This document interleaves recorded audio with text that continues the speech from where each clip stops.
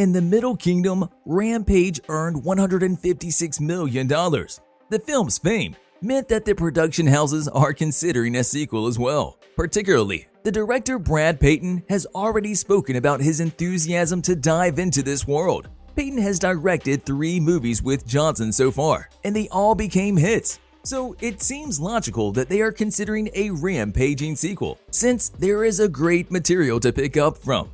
Dwayne Johnson has made quite a name for himself.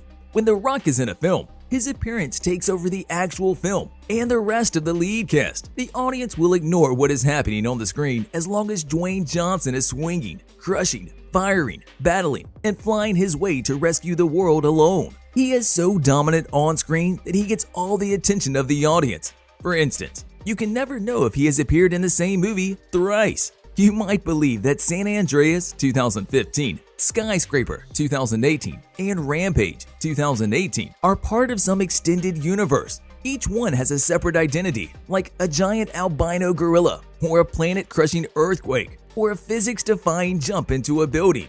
Still, recently, Johnson's films look quite similar in tone, and his latest Fast and Furious outings also give an idea of a deja vu. That doesn't mean that The Rock is just going after some convenient method. Movies like Central Intelligence 2016, Moana 2016, and Jumanji: Welcome to the Jungle 2017 are all grand balls of joy and fun. His recent Hobbs & Shaw, the next Jumanji sequel, and Jungle Cruise are all wise choices from him. Dwayne Johnson takes the happiness ratio very seriously, since his life is already sad. His brand, Dwayne Johnson, and his beliefs in this philosophy eventually caused the changes in the finale of Rampage. Rampage was one of his biggest hits. From the release of the first promo materials, the film screamed everything. Dwayne Johnson Rampage was adapted from the popular 90s video game series by the same title. The film follows the vision of the game, but as an alternative to a human, a gorilla is modified into a massive one. The monster film minted some great numbers also, entirely ignoring what the critics had to say.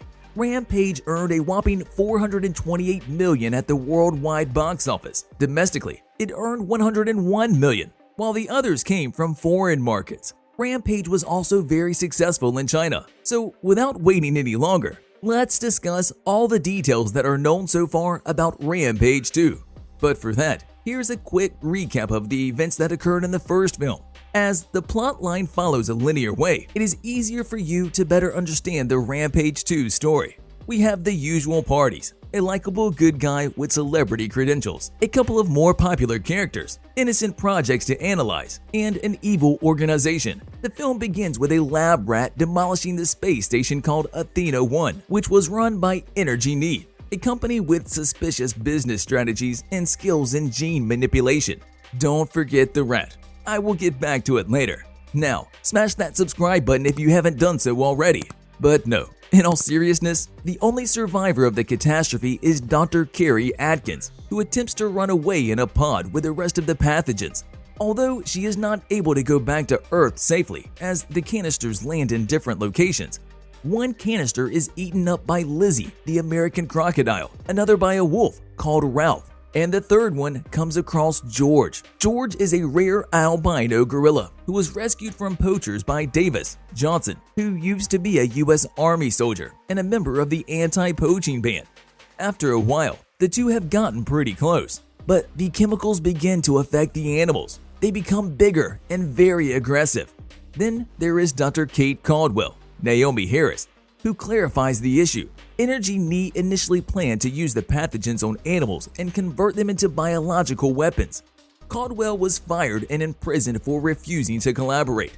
Energy Need CEO Claire Wyden, accompanied by her brother Brett, attempts to stop the secrets from being revealed by using the bitter giant animals.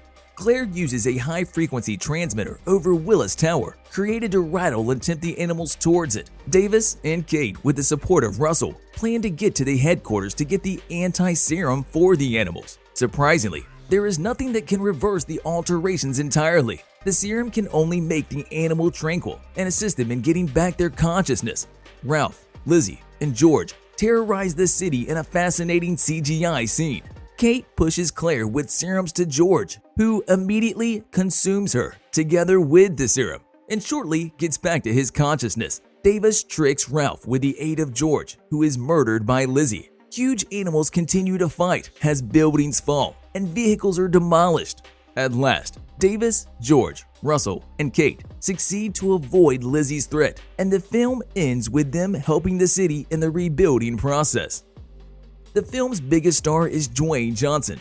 The likelihood of Rampage 2 only relies on his availability, but until now, Johnson has quite a full year coming up and a couple of projects already in production. Dwayne Johnson's producing partner, Hiram Garcia, is clarifying why there haven't been sequels to Rampage or San Andreas. Garcia confirms that the studios want Johnson to come back for the sequels to a few of his franchises, but he informed that the actor is more interested in exploring other stories in different movies.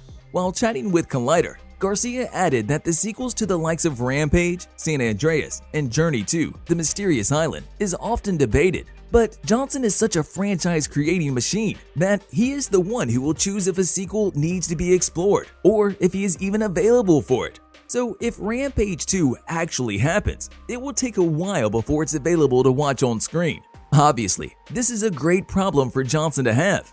He is favored by many and frequently an investment that's worth relying on. Being able to choose only sets his place as one of the most wanted stars in the world, and he doesn't seem to be slowing down in the near future. If Rampage 2 gets released, Dwayne Johnson surely is there to come to the rescue.